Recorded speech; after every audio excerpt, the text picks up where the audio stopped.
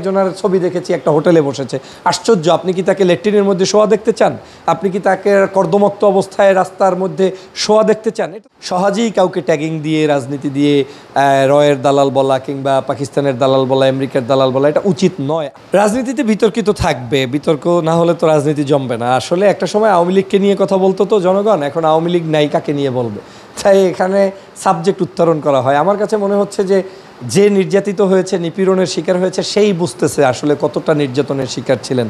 সহজেই কাউকে ট্যাগিং দিয়ে, রাজনীতি দিয়ে রয়ের দালাল বলা কিংবা পাকিস্তানের দালাল বলা, আমেরিকার দালাল বলা এটা উচিত নয়, unless you have some proof. আমরা এখন পর্যন্ত সে ধরনের বড় কোনো প্রুফ দেখতে পাইনি। আমরা একজনের ছবি দেখেছি একটা হোটেলে বসেছে, আশ্চর্য। আপনি কি তাকে ল্যাট্রিনের মধ্যে শোয়া দেখতে চান?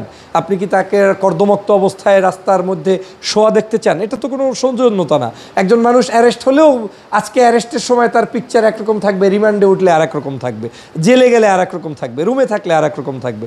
তো সালাউদ্দিন সাহেব, আমি নিশ্চিত করে বলতে পারছি না যে তিনি আসলেই কার পারপাস সার্ভ করছেন, কি করছেন, কিন্তু এতটুকু তো আমি শুনে এসেছি, বলে এসেছি যে তিনি একজন নির্যাতিত নেতা ছিলেন। তাকে গুম করা হয়েছে, তাকে রাতের অন্ধকারে নিয়ে যাওয়া হয়েছে। এখন অনেকে সন্দেহ পোষণ করেন যে তাকে যে নিয়ে যাওয়া হলো, যাওয়ার পরে আসার পরে উনি কেন এটা নিয়ে অতটা তড়িৎ গতিতে সিদ্ধান্ত নিচ্ছে না।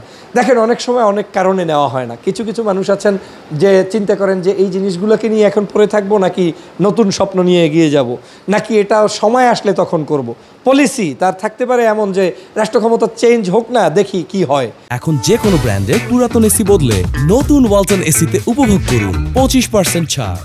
তখন এমন আছে তিনি এটা নিয়ে অ্যাকশনে যেতে পারেন, এখন গিয়ে কি করবেন এটাও হতে পারে। আবার এমনও হতে পারে তার যেটা জনগণ সন্দেহ করছে সেটাও হতে পারে। তবে জনগণ তো আসলে সবাই সন্দেহ করে না, কেউ কেউ সন্দেহের জন্য উচকে দেয়, বলে দেয়। আমি মনে করি এই সব দিকেই বিচার বিশ্লেষণ করে আমাদের পথ এগিয়ে নেওয়া দরকার। তবে একটা জিনিস আপনাদেরকে বলি, এটা খুবই অ্যালার্মিং যে আমরা রাজনীতিবিদদেরকে অপদস্থ করি। আমরা রাজনীতিবিদরা না থাকলে বাংলাদেশ টিকবে না।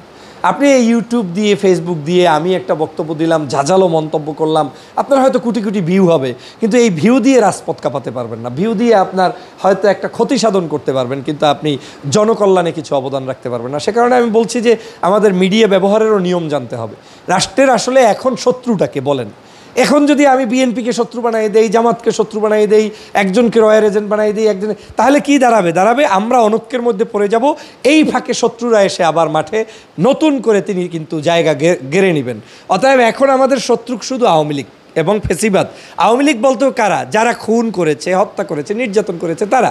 একজন সাধারণ মানুষ যে এখন নিরিবিলি বাসায় ঘুমাইতে চায়, মসজিদে নামাজ পড়তে চায়, তাকে কি আমি নামাজ পড়তে দিব না?